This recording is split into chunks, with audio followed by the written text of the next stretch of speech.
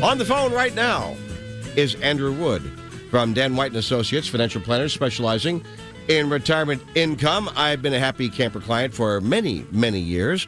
And every Wednesday afternoons at 1:30, you got one of the fine financial planners from Dan White calling in to give us some advice. I see the email you sent, Andrew, and it says, retirement isn't an age, it's a number. That's right. And I'm thinking, okay, mine's unlisted. Well, it could be for a lot of people. I'll bet, So, that kind of makes sense. All right. I'm listening. So let me, it's actually going to tell you a quick story. This weekend I was at my grandmother's. She turned 99 this week. Wow. When's she going to retire?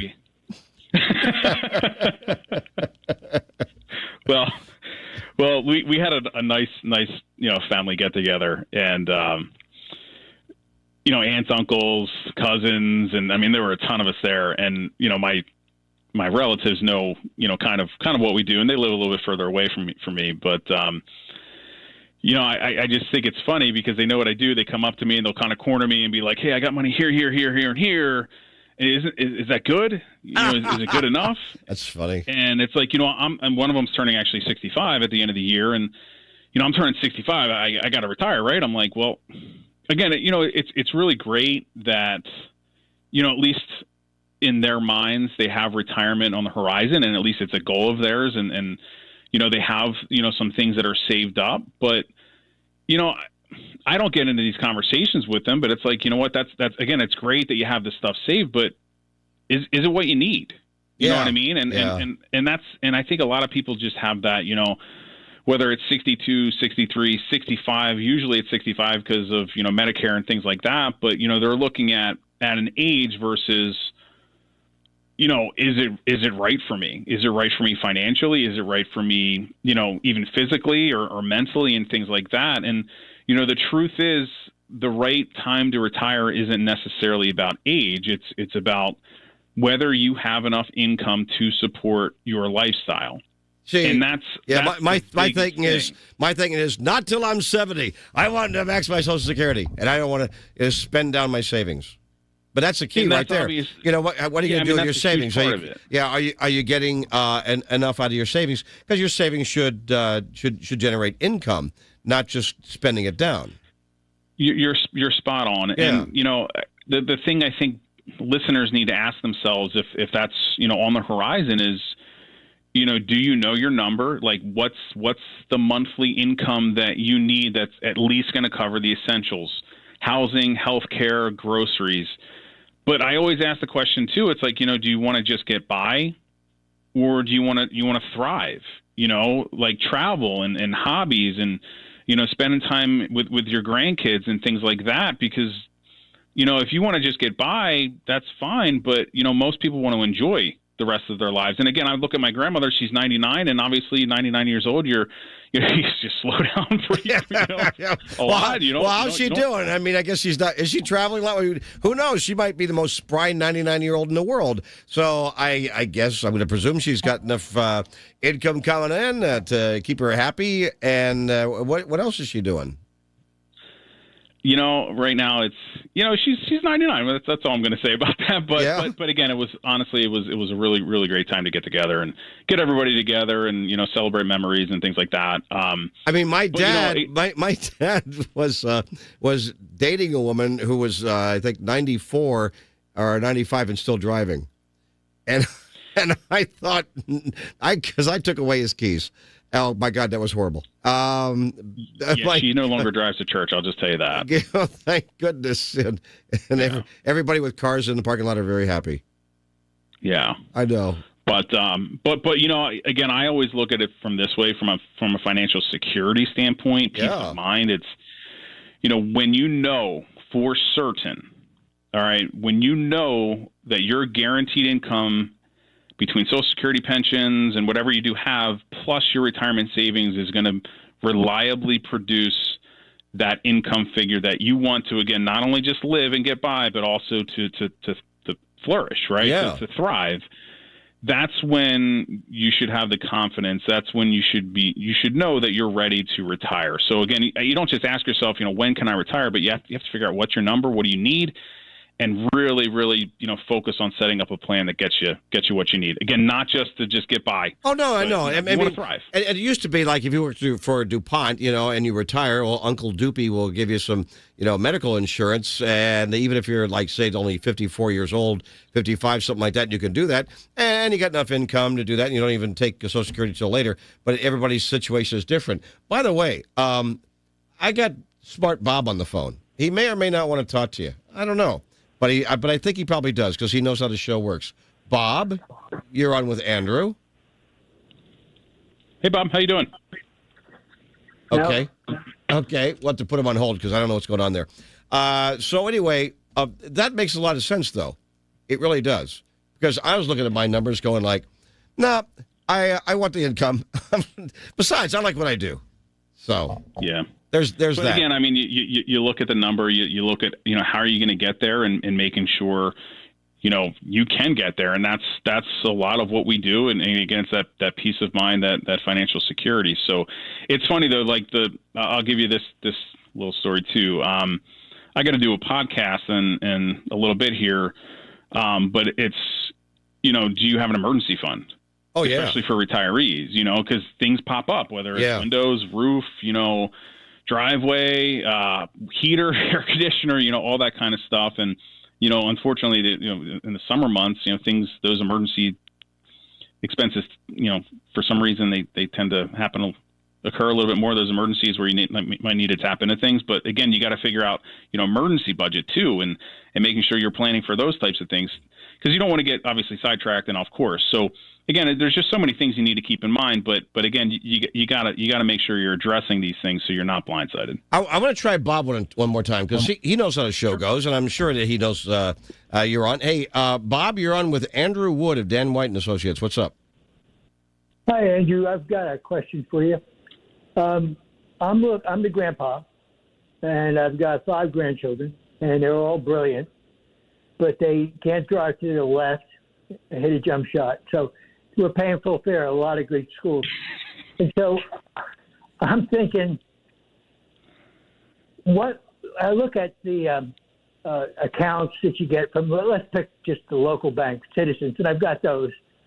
And I was thinking with my money that I've got in accounts, should I become a banker, literally, for my grandchildren? I'm serious, too. Yeah, no, I know what you mean, yeah. Yeah, because right now the interest rate is around 6 and change, and they've got, God bless them, banks, they've got an interest-free only. Without the grandpa bank around, they would have gone for. So is that if you've got enough money stashed up, but I was thinking eventually if we get the great big bill done, I think interest rates are going to come down. And as a result, this may be a good time to look at safer things than I normally invest in. I think that's your strength as a firm. Number one strength is you guys really keep track of taxes better than anybody on the planet. That's really good because they're going to need to grab a lot of money too, and at state and federal level. So taxes are going to be something that is going to catch all of us old geezers. And then the other thing is, should we compete with banks? In other words, if interest rates are going to come down, should I beat the 6%? So that it'll probably wind up go right back to them, but I'll feel better that I'm not just giving it to a third party. Oh, I see. So what you're saying, in other words, you can afford to do this, and you loan the kids the money at, say, like 2%. Yeah, 2-3%, whatever. Yeah, because the money markets. I mean, if you need that liquidity, money markets right now are, depending upon where you go, anywhere from 3% to 4.19. That's the best I've seen. Right. Yeah. Yeah, well, I hear people advertising about things that are more exotic than I would do, but because I got burned by one of those, and I said if I don't understand it and I get burned, that's really on me. Okay, so was it one of those real estate deals? Yeah, I'll be happy. I'd be happy with 4%. because, as I said, it'll go back to them. Okay, well, let's get to Andrew on this. Andrew, I think we've hashed this okay. out. Yes, Andrew. So, Bobby, you're certainly not alone in thinking that interest rates will likely come back down, right? Yep. So you're thinking, trying to get like a longer term, higher rate. Is that what you're kind of referring to?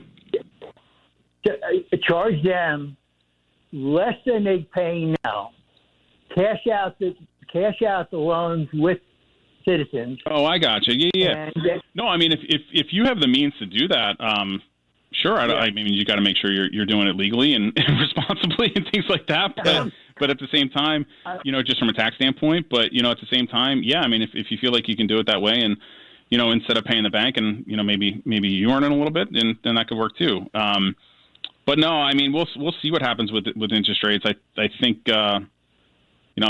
I haven't had too much time to look today, but I think some of the new jobs report. I think that was a concern. The other thing too is this: if you do that with the family, I mean, you work it out maybe as an inheritance thing. So right. I don't know how you're going to do this. You got to talk to a CPA. Actually, I think when it comes to any tax ramifications of actually being the bank and loaning the money to the kids. You got it. That's part of it. I was going to structure it as a loan to avoid the inheritance. So I'm linking the taxes to the interest, and if they've got an outstanding debt to me, there's monthly payments, separate accounts, and this way I didn't give them a hunk of money that the federal government and the state government say, oh, look how sweet this is.